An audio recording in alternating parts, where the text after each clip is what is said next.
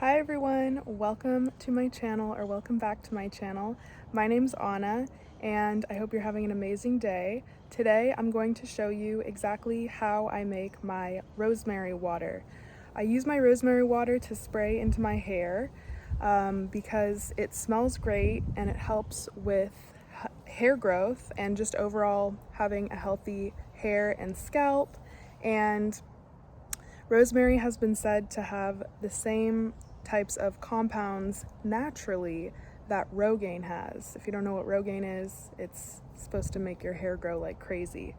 But anyways, it's a super simple recipe. All you need is rosemary and water, and you can also use the rest of your rosemary, or if you have extra rosemary, you can also infuse some oil and make your own homemade rosemary oil, which I will show you how to make in this video as well if you guys are interested. But I'm going to show you guys exactly how I make my rosemary oil and my rosemary water. It's super simple. All you need is oil of your choice. I prefer to use something that is like olive oil, just because if you use something solid like beef tallow or coconut oil, then more than likely it will solidify while it's trying to infuse, and also afterwards when you're finished making it, it will solidify if you stick it in the fridge. And I just prefer olive oil for the taste, and it's just the best to drizzle on top of things. You can also use it externally, topically on your skin or in your hair, but I personally use it to put it on top of my food. If I want a little bit of extra oil or fat, then I use rosemary infused oil. I like to put it on my eggs. I like to sometimes just take a spoonful of it. I think it tastes good. It smells amazing, and also I like to put it on my skin sometimes too if I'm looking for an alternative oil or moisturizer to my normal beef tallow or coconut oil or castor oil that I like to use. But anyways, I'm gonna stop rambling and show you guys exactly how to make your rosemary oil. Let's get into it. So first things first, you want to gather all of the rosemary sprigs that you can find. You won't need a crazy amount of rosemary, but a nice big hefty handful should do the trick. I picked mine from the garden because I'm blessed enough to have a rosemary plant, but you can also buy it from the store if you can't get your hands on some organic rosemary from the garden. And make sure you rinse your rosemary really well. You want to make sure there's no bugs or anything before you start boiling your rosemary or infusing it in the oil. If you need, you might need to cut it up with some scissors to separate all of the sprigs, and then get your water boiling. You can use a small saucepan for this. You don't need anything too large unless you're making a lot of rosemary water. Once you have boiled the water, you're going to want to reduce it to a simmer and stick your rosemary sprigs inside. You actually only need about 3 to 5 rosemary sprigs, but I like to use a lot because my rosemary plant is quite abundant and I like to make my rosemary water nice and strong. So I like to put a lot in there, as you can see, and just let it simmer for about 15 to 20 minutes. Even more important to look at than the time of how long you're boiling your rosemary is how does the rosemary look. You want it to be quite wilted and almost a different, more brownish color, and that's how you know that it's done. But in the meantime, we'll get started on our rosemary oil.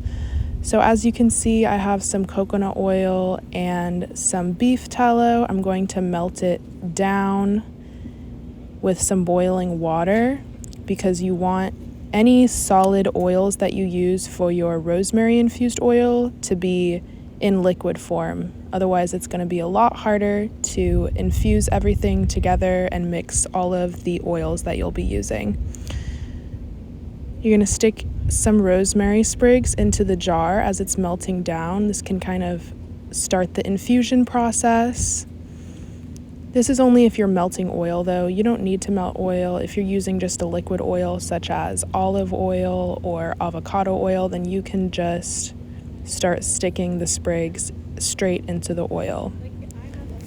In the meantime, we will check on our rosemary water and how it's boiling. As you can see, the color has changed of the rosemary sprigs to a little bit of a more brownish hue. That's how you know that it's ready, and you need to turn your heat off and let it cool down. And I like to infuse my rosemary water overnight, but this isn't necessary. You can infuse it for a few hours, but I like to get it nice and strong, so I infuse it overnight. And then once it's finished, I strain it in a colander or in a mesh strainer, and I place it into a glass spray bottle. I like to spray it in my hair a few times a week or whenever I remember, and store it in the fridge to keep it fresh as long as possible. So now that we've finished our rosemary water, let's get back to our rosemary infused oil. So you're going to want to top the rosemary infusion of oils that you have with another carrier oil of your choice. Like I said, you can use avocado oil or olive oil or another liquid oil that doesn't solidify at room temperature. I use olive oil. Once all the rosemary and oil is mixed up, you'll want to seal your jar and keep it in a cool place, like somewhere on the counter, for 1 to 2 weeks, or you can even leave it for up to a month depending on how pungent you want it to be. I personally left mine for about 2.5, almost 3 weeks. I prefer it to be stronger in smell and flavor, so I like to let it infuse for a few weeks. You can also stick it in the fridge, but I would personally recommend leaving it just on the countertop. Once it's ready, after a few weeks, you are ready to strain it. While you're letting it infuse, you're going to want to shake up the jar every couple of days so that the oils mix up and that the solid oil and the liquid oil gets mixed in together with the rosemary.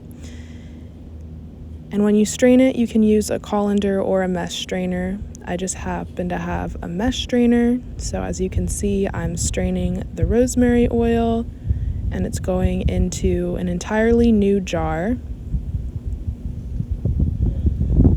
The rosemary will have lots of oil dripping from it, which you can use and kind of use the rest of it if you want and wipe it over your body. I personally love to use rosemary oil as a moisturizer or in my hair or to eat. It's so versatile and there's so many different ways that you can use it. You also want to make sure that your rosemary oil infusion is completely melted or melted for the most part when you strain it. It's just going to make things a lot more easy when transferring the oil to the new jar. Now once you strain it, it will be a nice green color. It's so beautiful. As you can see, it's nice and green. And the longer that you infuse the rosemary with the oil, the greener the oil will be and the more pungent it will be, like I mentioned before. You want to seal your jar, and I like to keep it in the pantry, but you can also stick it in the fridge if you'd like it to solidify. Once it's solidified, this is what it will look like. It's a nice green, solid oil. I prefer it to be solid for topical use if I'm using it as a lotion or as an oil for my face or for my hair. But if I'm using it for my food, I prefer it to be in liquid form so that I can actually drizzle it over my food. Anyways, those are all of the instructions of how to make rosemary oil. If you guys try this recipe, don't forget to let me know down below in the comments, and thank you so much for watching. I hope you guys enjoyed this video of how to make your own rosemary water and rosemary infused oil. I absolutely love using the oil for skin purposes, and I also like to ingest the oil. I like to put it on top of my eggs or sometimes just take a spoonful of it like that.